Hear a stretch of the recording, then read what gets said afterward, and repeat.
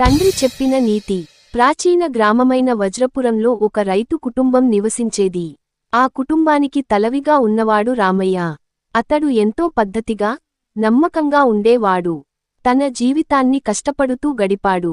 అతడికి ఒకే ఒక కుమారుడు విక్రమ్. విక్రమ్ చదువులో చురుకుగా ఉండేవాడు. కానీ జీవితానికి అవసరమైన విలువలు, సత్యం, నైతికత అనే విషయాల్లో ఆసక్తి తక్కువ. ఈ రోజుల్లో నిజాయితీ వల్ల ఏం లాభం తండ్రి అని అడిగేవాడు.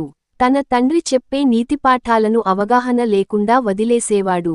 ఒకరోజు రామయ్య తన కుమారుణ్ణి పక్కన కూర్చోబెట్టి అన్నాడు, విక్రమా, నీకు ఒక చిన్న కథ చెప్తాను.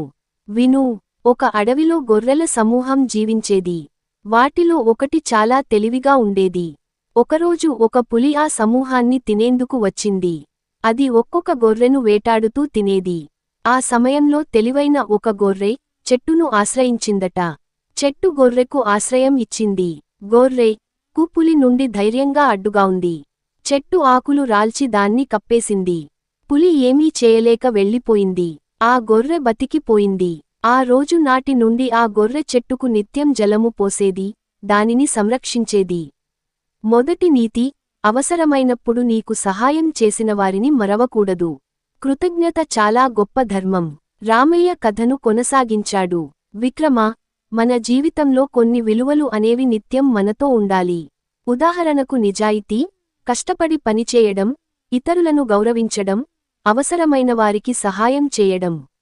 విక్రమ్ నవ్వుతూ అన్నాడు, అయితే నాన్నా, అలా నిజాయితీగా ఉండి మీరు ఏమి సంపాదించారు?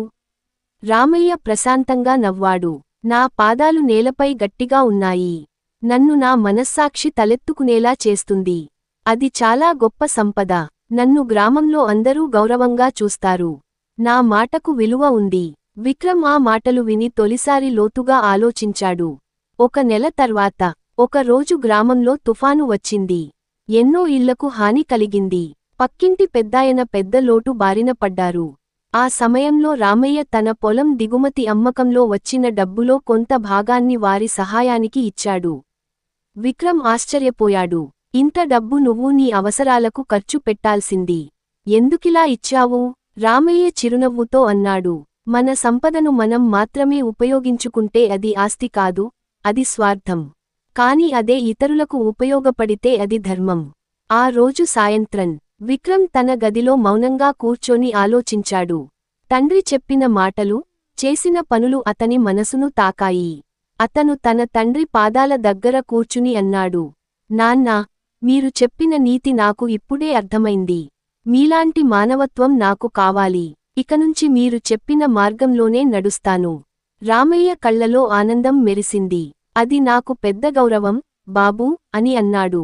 ముగింపు మరియు నీతి: జీవితంలో ఉన్నత శిఖరాలను చేరాలంటే తెలివి చాలదు, నిజాయితీ, కృషి, కృతజ్ఞత, వినయంతో నడుచుకోవాలి. తండ్రి చెప్పిన నీతులు ఆస్తిగా మిగులుతాయి. కాలం మారినా విలువలు మారకూడదు.